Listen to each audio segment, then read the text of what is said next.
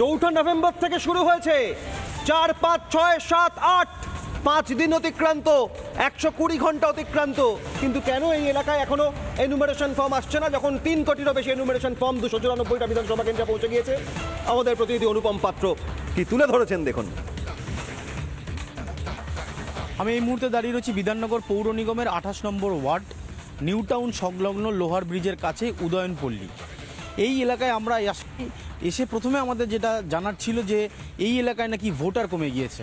2024-এ যে ভোটার ছিল বর্তমানে সেই ভোটারের সংখ্যা অনেক কমে গিয়েছে, অনেকে নাকি এখান থেকে চলে গিয়েছে। তার তথ্য খুঁজে জানতে আমরা সরেজমিনে এই এলাকায় এসে পৌঁছই এবং আমরা জানতে চাই যে এলাকার মানুষ যারা এখানে বসতি হয়ে গড়ে তুলেছেন তারা আদতে কোন অঞ্চলের মানুষ। অধিকাংশ মানুষের মুখ থেকে যেটা এলো সেটা হচ্ছে যে তারা এই অঞ্চলেই থাকেন না, বিভিন্ন জায়গা থেকে থাকতেন, কেউ বাংলাদেশ থাকতেন, কেউ পশ্চিমবঙ্গের বিভিন্ন বর্ডার এলাকায় থাকতেন। তারা এখানে ধীরে ধীরে আসা শুরু করলেন এবং এখানে বসতি গড়া শুরু করলেন। এখনও পর্যন্ত এই যে অঞ্চলে আমরা এসেছি উদয়নপল্লীতে, অধিকাংশ মানুষের বাড়িতে এনুমারেশন ফর্ম যায়নি, অর্থাৎ নির্বাচন কমিশন দেখছে 2025-এ কাদের নাম আছে তাদেরকেই এনুমারেশন ফর্ম দেওয়া হচ্ছে। অধিকাংশ মানুষ বলছেন তারা এনুমারেশন ফর্ম পাননি। এখন প্রশ্ন হচ্ছে কেন তারা এনুমারেশন ফর্ম পেলেন না? নাকি 2025-এ তাদের নাম নেই, নাকি অন্য জায়গায় নাম রয়েছে সেই কারণে এনুমারেশন ফর্ম তারা পাচ্ছেন না?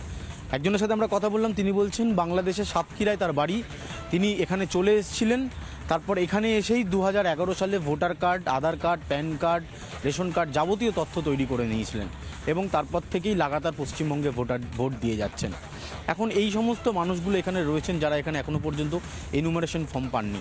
প্রশ্ন হচ্ছে কেন পেলেন না, নাকি ভোটার তালিকায় এদের নাম নেই, এদের কাছে এনুমারেশন ফর্ম পৌঁছবে না, এই প্রশ্নটাই ঘোরাফেরা করছে।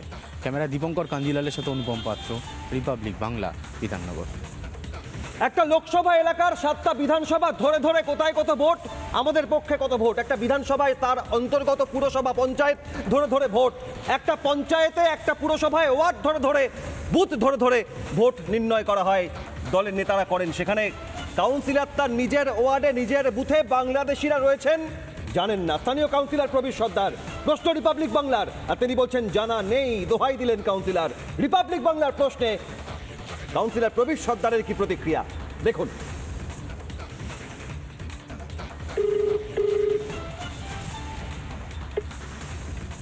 হ্যালো প্রবীরদা, অনুপম কথা বলছিলাম, রিপোর্টার।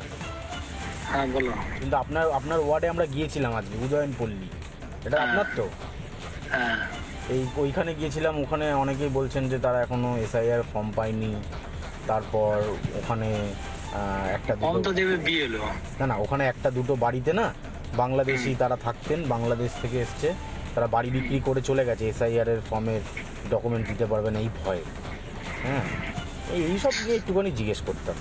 তারা বাড়ি বিক্রি করে চলে গেছে, কে বাড়ি বিক্রি করে যাচ্ছে এটা আমার জানা নেই।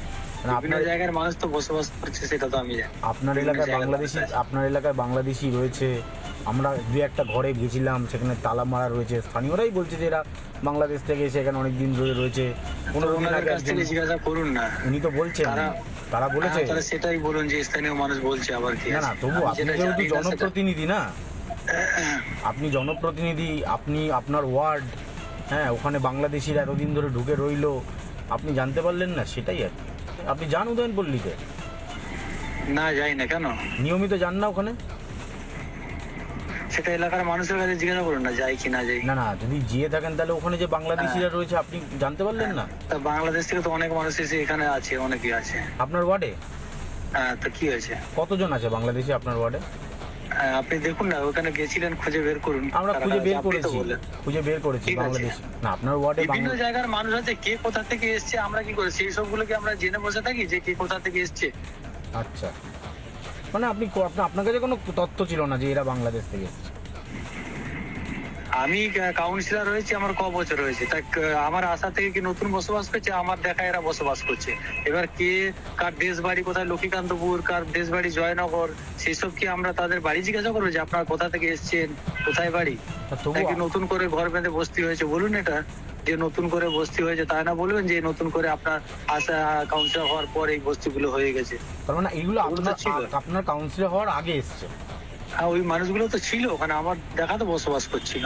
ও আচ্ছা আচ্ছা আচ্ছা, মানে এটা আপনার কাছে কোনো ইনফরমেশন ছিল না যে ওখানে বাংলাদেশিরা রয়েছে বা কিছু? না না না। এটা একটুখানি বলে দিন কোথায় আছেন কোথায়।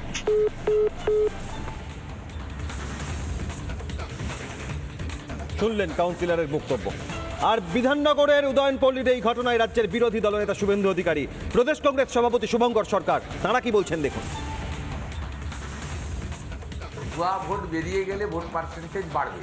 এখানেও 7ই ফেব্রুয়ারি যে ভোটার লিস্ট হবে, তারপরে যখন এপ্রিল মাসে ইলেকশন কমিশন ইলেকশন করাবে, তখনও দেখবেন এখানে 5-6%, 7% ভোট বাড়বে। তার কারণ ভুয়া ভোটার বেরিয়ে গেলে ভোটের পার্সেন্টেজ বাড়ে, এটা হচ্ছে হিসাব। আমরা মনে করি যে সমস্ত ভারতীয় মুসলিমদেরও নাম থাকা উচিত। এসআইআর এসেছে, সেখানে আমি বলেছি 4 রকমের লোকের নাম বিহারে আউট হয়েছে, এখানেও আউট হবে। 1 মৃত, 2 ডবল ট্রিপল এন্ট্রি, 3 ফেক, 4 হচ্ছে বাংলাদেশি মুসলিম এবং যাদেরকে আমরা অনুপ্রবেশকারী। এর বাইরে সব ভারতীয়রা এখানে প্রোটেক্টেড, এমনকি বাংলাদেশ থেকে যে হিন্দু শরণার্থী এসছেন তারাও প্রোটেক্টেড। এসআইআর যেটা হয়েছে, এই এসআইআরটা প্রত্যেক মানুষের সাদরে একে গ্রহণ করা উচিত। যদি নির্বাচন কমিশন স্বচ্ছভাবে ইম্পার্শিয়ালি এটাকে ইম্পোজ করাতে পারত, চালু করাতে পারত। নির্বাচন কমিশন নিজেই পক্ষপাত দুষ্ট, তো ন্যাচারালি তারা আর কারকে কি বলবে। নানা ধরনের কন্টেন্ট দেখার জন্য লাইক করুন, শেয়ার করুন আমাদের ফেসবুক পেজ, সাবস্ক্রাইব করুন আমাদের ইউটিউব চ্যানেল। পাশাপাশি অন্যান্য ব্রেকিং নিউজের জন্য অবশ্যই চোখ রাখুন রিপাবলিক বাংলায়।